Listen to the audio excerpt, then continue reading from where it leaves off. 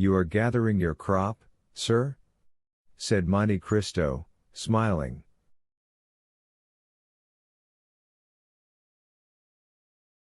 Excuse me, sir, replied the man, raising his hand to his cap, I am not up there, I know, but I have only just come down.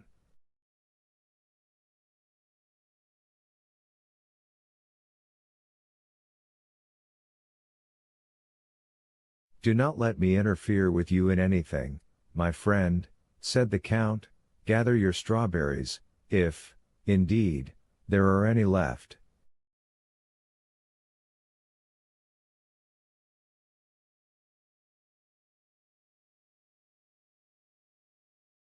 I have 10 left, said the man, for here are 11, and I had 21, 5 more than last year.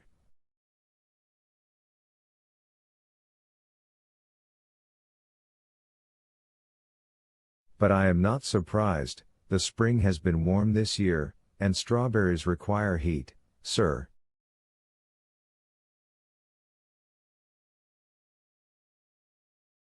This is the reason that, instead of the 16 I had last year, I have this year, you see, 11, already plucked, 12, 13, 14, 15, 16, 17, 18.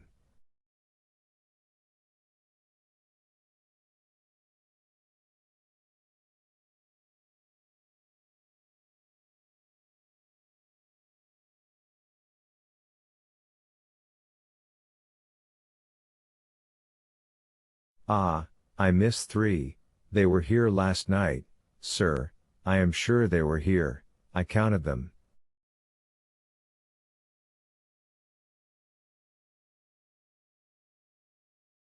It must be the mere Simon's son who has stolen them. I saw him strolling about here this morning.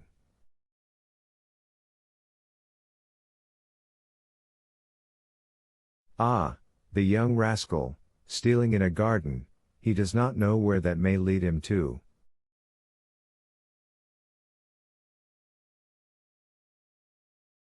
Certainly, it is wrong, said Monte Cristo, but you should take into consideration the youth and greediness of the delinquent.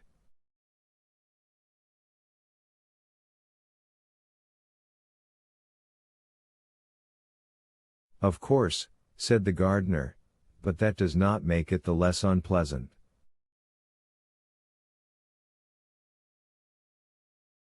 But, sir, once more I beg pardon, perhaps you are an officer that I am detaining here.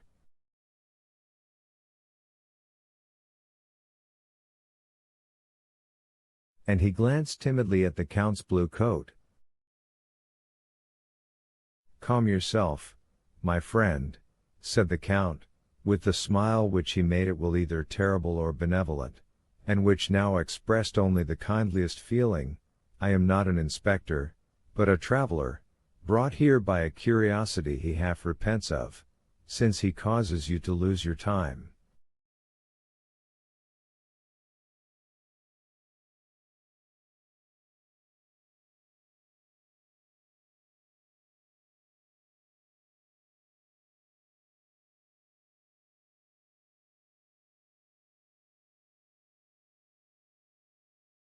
Ah, my time is not valuable, replied the man with a melancholy smile. Still it belongs to government, and I ought not to waste it, but, having received the signal that I might rest for an hour, here he glanced at the sundial, for there was everything in the enclosure of Montlhéry, even a sundial, and having 10 minutes before me, and my strawberries being ripe, when a day longer, by the by, sir, do you think dormice eat them?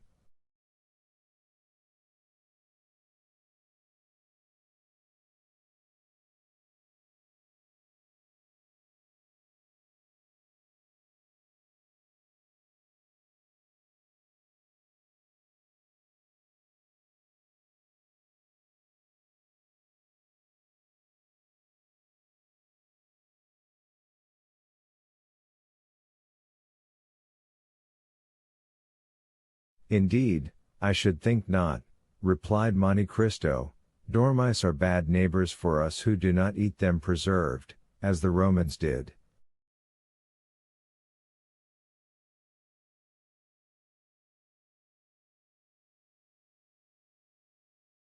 What? Did the Romans eat them? Said the gardener, ate dormice? I have read so in Petronius, said the Count. Really? They can't be nice, though they do say as fat as a dormouse. It is not a wonder they are fat, sleeping all day, and only waking to eat all night.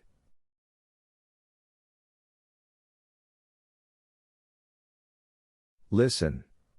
Last year I had 4 apricots, they stole 1, I had 1 nectarine, only 1, well, sir, they ate half of it on the wall, a splendid nectarine, I never ate a better.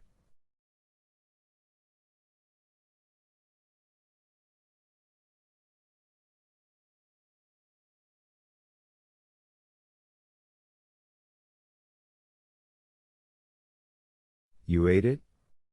That is to say, the half that was left, you understand, it was exquisite, sir.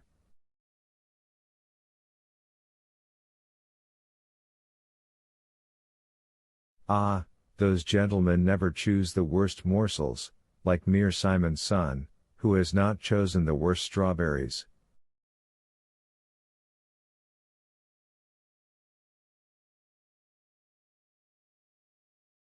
But this year, continued the horticulturist, I'll take care it shall not happen, even if I should be forced to sit by the whole night to watch when the strawberries are ripe.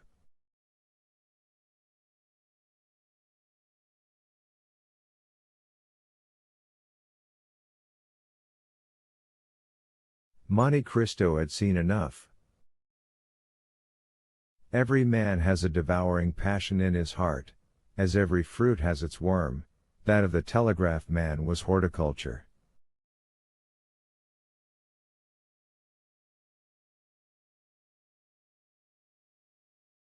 He began gathering the grape leaves which screened the sun from the grapes, and won the heart of the gardener.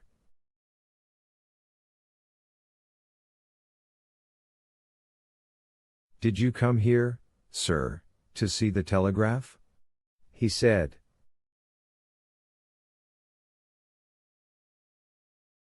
Yes, if it isn't contrary to the rules.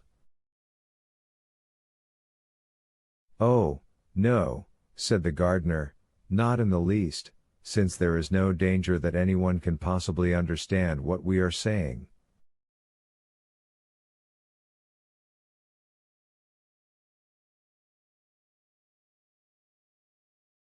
I have been told, said the Count, that you do not always yourselves understand the signals you repeat.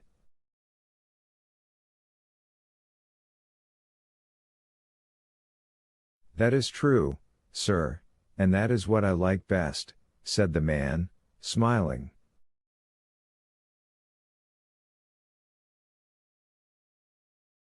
Why do you like that best?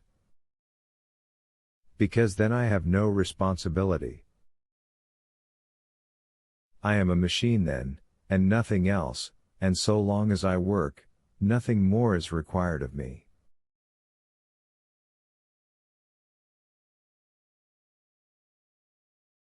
Is it possible, said Monte Cristo to himself, that I can have met with a man that has no ambition?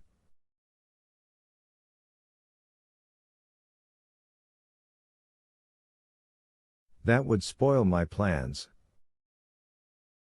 Sir, said the gardener, glancing at the sundial, the 10 minutes are almost up, I must return to my post.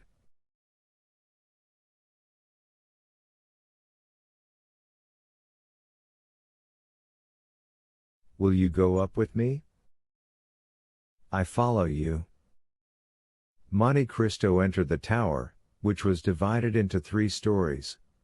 The tower contained implements, such as spades, rakes, watering pots, hung against the wall.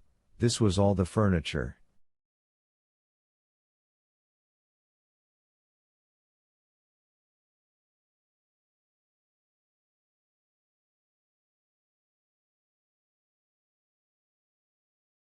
The second was the man's conventional abode, or rather sleeping place. It contained a few poor articles of household furniture, a bed, a table, 2 chairs, a stone pitcher, and some dry herbs, hung up to the ceiling, which the Count recognized as sweet peas, and of which the good man was preserving the seeds. He had labeled them with as much care as if he had been master botanist in the Jardin des Plantes.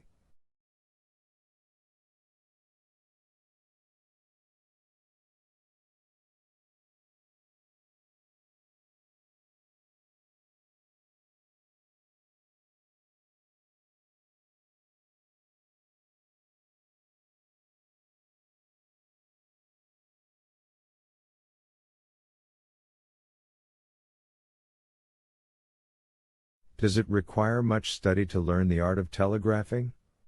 Asked Monte Cristo.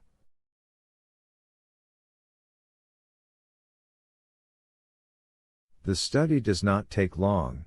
It was acting as a supernumerary that was so tedious.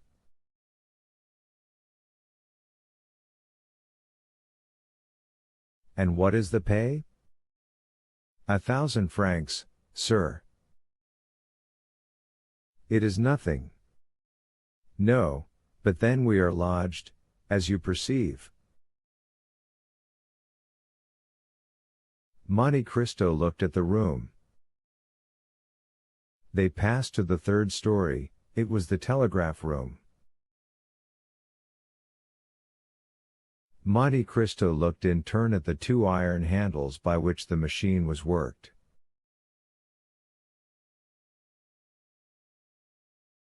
It is very interesting, he said, but it must be very tedious for a lifetime.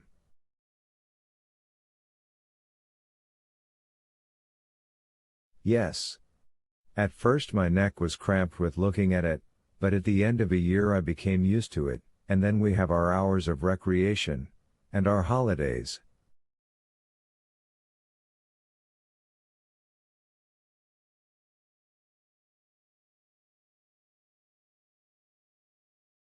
Holidays?